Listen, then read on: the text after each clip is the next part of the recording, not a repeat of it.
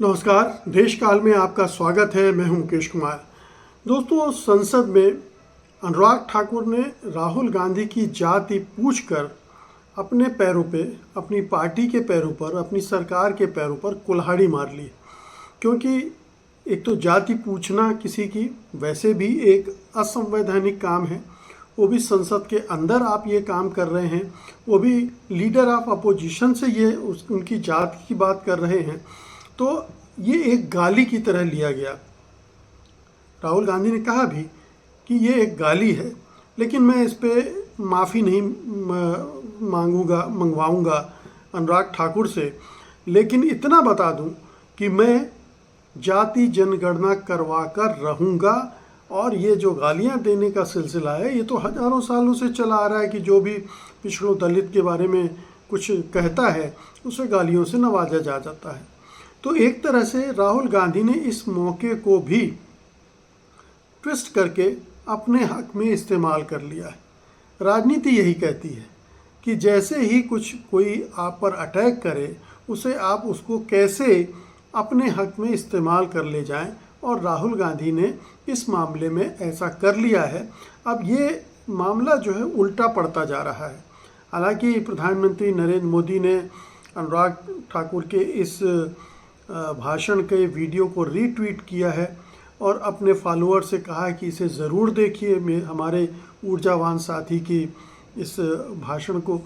लेकिन शायद उन्हें भी एहसास नहीं रहा होगा कि ये जो जुमला कसा था अनुराग ठाकुर ने, वो कितना गैर जिम्मेदाराना था और कितना आत्मघाती था, और इसके क्या क्या मैसेज जनता तक जाएंगे। क्योंकि अभी चुनाव संपन्न हुए हैं और चुनाव में पूरा एक नैरेटिव बन गया था कि सरकार संविधान बदलना चाहती है, सरकार आरक्षण खत्म करना चाहती है।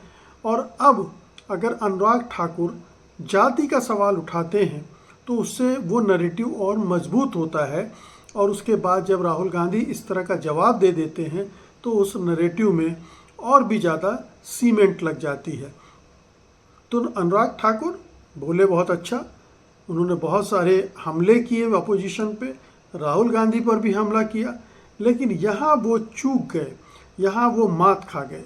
और मात इसलिए खा गए कि अनुराग ठाकुर इसी तरह के व्यक्ति हैं, वो उनकी ज़ुबान इसी तरह की है, वो जहरीला ही बोलते हैं हमेशा। उनकी भाषा में कभी आप विनम्रता नहीं पाएंगे। तो आपको ये याद होगा कि उन्होंने एक बार ये नारे भी लगवाए थे, गोली मारो सालों को। ये उनकी तरबियत का हिस्सा है। लेकिन सवाल ये है कि जब वो इस तरह का प्रश्न उठा देते हैं किसी की जाति का, तो उसका मैसेज संसद के बाहर किस तरह से जा रहा है। जो दलित हैं, जो पिछड़े हैं, जिनको ये डर है कि ये सरकार संविधान बदलना चाहती है, ये सरकार मनुस्मृति को मानने वाली है, संविधान में मनुस्मृति को शामिल करना चाहती है, इसका स्वभाव मनुवादी है, ये ब्राह्मणवादी पार्टी है और दलितों की संरक्षक पार्टी नहीं है। ऐसे में कोई नेता अगर उनकी बात कर रहा है और लगातार कर रहा है, डंके की चोट पर कर रहा है, सड़कों पर कर रहा है, संसद के अंदर कर रहा है, वो मोची के पास जाकर बैठ के जूता सिलाई भी सीख रहा है, कुलियों के साथ भी घूम रहा है, हर वर्ग के साथ अपना रिश्ता जोड़ रहा है, तो वो उससे जुड़ा हुआ है। और अगर उसे लगता है कि जो उनकी बात कर रहा है उसी को इस तरह से टारगेट कर रहे हैं, ये उसकी जाति पूछ रहे हैं, तो हमारा क्या करेंगे। हमसे तो ये ज़माने से हमारी जाति पूछते रहे हैं, क्योंकि हम जो दलित हैं, पिछड़े हैं, उनकी जाति से सवर्ण वर्ग को हमेशा दिक्कत पेश आती रही है। वो उनसे नफ़रत करते हैं, उनसे दूरी बनाए रखते हैं, उनसे वो श्रम करवाते हैं, मुफ्त का करवाते हैं या कम पैसे देके करवाते हैं, उनको वो गुलाम समझते हैं और गुलाम की तरह ट्रीट करते हैं। तो ऐसे में जब ब्राह्मण बनाम जो दलित, पिछड़ा और अल्पसंख्यकवाद बन रहा है, नैरेटिव बना हुआ है, उसमें अनुराग ठाकुर जब इस तरह की टिप्पणी कर देते हैं तो वो आग में घी का काम करता है।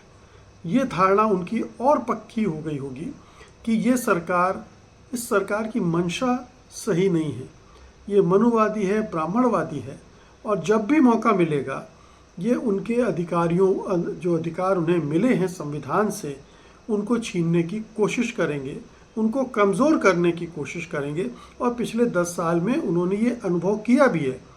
आरक्षण ठीक से लागू नहीं कर रहे हैं, ये और कोई नहीं, उत्तर प्रदेश में जो एनडीए की पार्टनर हैं अनुप्रिया पटेल, उन्होंने बाकायदा चिट्ठी लिखकर कहा है कि प्रदेश में जो आरक्षण वाली भर्तियां हैं पिछड़े जातियों की, दलितों की, उनको उनसे नहीं भरा जा रहा है, वो खाली रखी जा रहे हैं या फिर उनको कन्वर्ट करके जनरल कोटे में डाल दिया जाता है।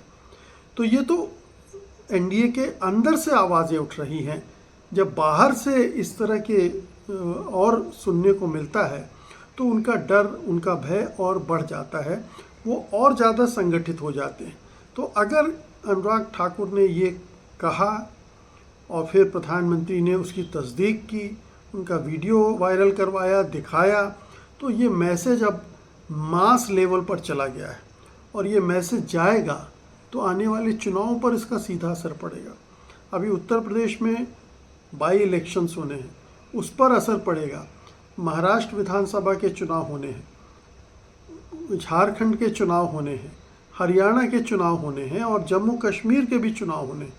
अगर इन राज्यों के चुनाव में ये नैरेटिव कैरी करेगा, अनुराग ठाकुर के बयान के बाद उसको नई जान मिल गई है और ये जाहिर है कि चुनाव में विपक्षी दल इसका इस्तेमाल भी करेंगे, तो जाहिर है कि बीजेपी को और नुकसान होगा।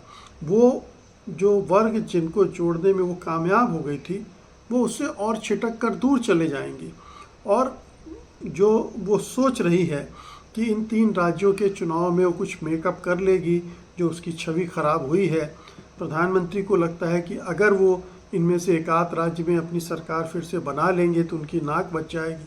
अब वो और मुश्किल हो जाएगा, अब वो और कठिन हो जाएगा, क्योंकि दलित वर्ग की धारणा, पिछड़े वर्ग की धारणा और मजबूत होगी इससे कि जब अनुराग ठाकुर, जो कि पहले केंद्रीय मंत्रिमंडल के सदस्य थे, इस बार मंत्रिमंडल में नहीं हैं, वो ऐसा कहते हैं और प्रधानमंत्री गर्व के साथ उनके भाषण को ट्वीट करते हुए देखने का निवेदन करते हैं, अनुरोध करते हैं, तो इसका मतलब है कि नरेंद्र मोदी से लेकर अनुराग ठाकुर तक पूरी पार्टी इसी विचारधारा की, इसी मानसिकता की है, इसी मनुवादी आग्रहों से भरी पड़ी है और वो कभी भी दलितों, पिछड़ों के साथ न्याय नहीं करेगी।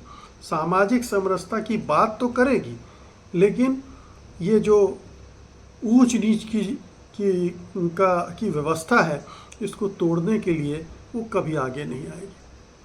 बहुत बहुत शुक्रिया आपका, धन्यवाद, नमस्कार।